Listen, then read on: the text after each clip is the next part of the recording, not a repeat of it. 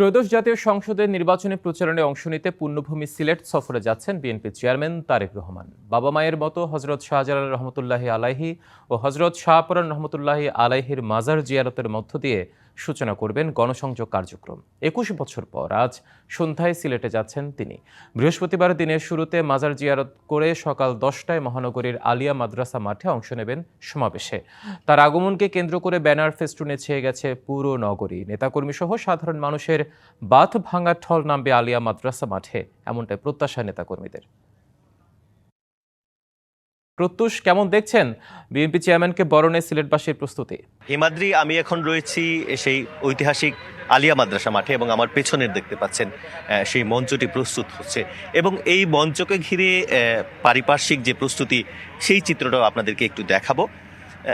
গেল কয়েকদিন ধরেই কিন্তু এই মাঠ প্রস্তুতির একটা চেষ্টা চলছে নানাভাবে। এর নিরাপত্তা, এর মঞ্চ কীভাবে হবে, মঞ্চের আশেপাশে পরিষ্কার পরিচ্ছন্নতা কিংবা এখানে পর্যাপ্ত নেটওয়ার্কের ব্যবস্থা, অর্থাৎ সামগ্রিক যে সকল ফ্যাসিলিটিস বা সুবিধা দরকার সেগুলো কিন্তু নিশ্চিত করা হচ্ছে। ইতিমধ্যে দেখতে পাচ্ছেন সাউন্ড ইনস্ট্রুমেন্ট সেগুলোও চলে এসেছে এবং কর্মীরা কিন্তু নিরলসভাবে কাজ করছেন। সিটি কর্পোরেশন সহ বিভিন্ন ডেকোরেটার্স সহ যারা বিভিন্ন উইংসে কাজ করেন তারা সকলেই কিন্তু নিরলসভাবে সকাল থেকে কাজ করছেন। এছাড়াও নেতাকর্মীদের মধ্যে যে বাড়তি উচ্ছ্বাস সেটি হচ্ছে যে যেহেতু 25 ডিসেম্বর তারেক রহমান সিলেটেই প্রথম স্বদেশ প্রত্যাবর্তনের যে বৃষ্টি সেটি কিন্তু সিলেটের মাধ্যমেই হয়েছে। তারপর তিনি ঢাকায় গিয়েছেন।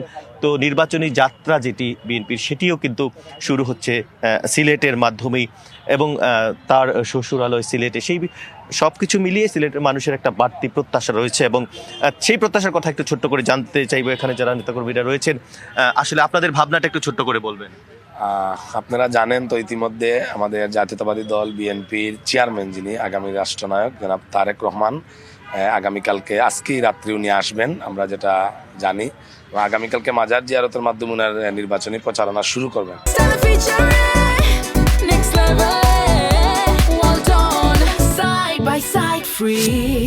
ইতিমধ্যে সিলেটে স্বতঃস্ফূর্তভাবে এবং উৎসব মুখর পরিবেশে নেতাকর্মীরা আসলে সবাই খুশি যে আমাদের দলে যে দল করি সেই দলের নেতাকে আগামীকালকে আমরা সরাসরি দেখতে পাবো এবং ইতিমধ্যে আমাদের সব প্রস্তুতি সম্পন্ন হয়েছে। জেলা এবং মহানগর বিএনপির আওতাধীন যেগুলা কার্যক্রম সবই ইতিমধ্যে সম্পন্ন করা হচ্ছে এবং স্টেজেরও কাজ ইতিমধ্যে সম্পন্ন চলমান রয়েছে।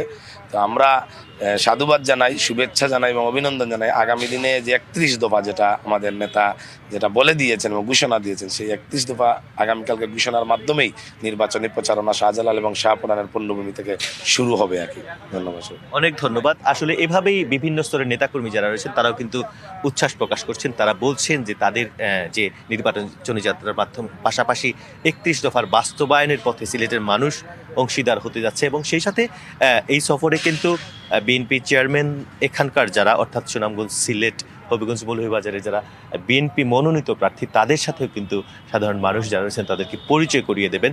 এবং আরেকটি খবর আমরা জানতে পেরেছি, আজ যখন তিনি আসবেন রাতের বেলা, সেটা দলের বিভিন্ন সূত্র থেকে জানা গেছে, তিনি হয়তো তার যে দক্ষিণ সুরমায় যে তার শ্বশুরালয় সেখানে তিনি যাবেন এবং হয়তো কোনো একটা সময়ের মধ্যে হজরত শাহজালাল রহমতুল্লাহি আলাইহি এবং হজরত শাহপরান রহমতুল্লাহি আলাইহির বাজার জিয়ারত করবেন এবং আগামীকাল সকাল 10টায় সময় নির্ধারণ করা হয়েছে এই মাঠে, এই ময়দানে যে জনসভা হচ্ছে সেটির। তো সবকিছু মিলিয়ে আইনশৃঙ্খলা বাহিনী কিংবা দলীয় প্রস্তুতি সবকিছুই এখন পর্যন্ত তারা বলছেন যে নিয়মতান্ত্রিকভাবে এবং যথোপযুক্তভাবে সেগুলো চলছে।